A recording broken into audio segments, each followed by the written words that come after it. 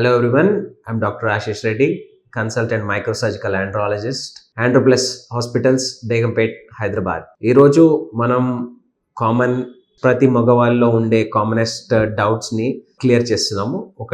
మొదటిగా penile size increase చేయొచ్చా? మా దగ్గరికి చాలా మంది పేషెంట్స్ వస్తుంటారు. ఈ పీనైల్ సైజ్ ఇంక్రీజ్ చేయొచ్చా సార్, లేకపోతే పీనైల్ ఇంప్లాంట్స్ వల్ల మాకు సైజ్ ఏమైనా పెరుగుతుందా అని. సో ఒకవేళ పీనైల్ సైజ్ ఎన్లార్జ్ చేయాలంటే yes, there is a possibility. వీళ్ళలో ఒక చిన్న సర్జరీ చేస్తే పీనైల్ సైజ్ ఇంక్రీజ్ చేసే ఛాన్సెస్ ఉంటాయి.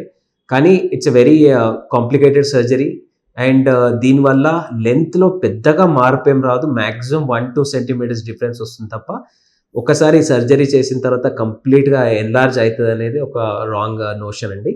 సో ఒకవేళ సార్ ఇంకా చాలా మంది అడుగుతుంటారు, వీళ్ళలో ఇంప్లాంట్ సర్జరీ అంటారు కదా సార్, ఇంప్లాంట్ సర్జరీ చేయడం వల్ల పెనిస్ సైజ్ ఇంక్రీజ్ అవుతుందా అంటే అలా ఏం లేదండి.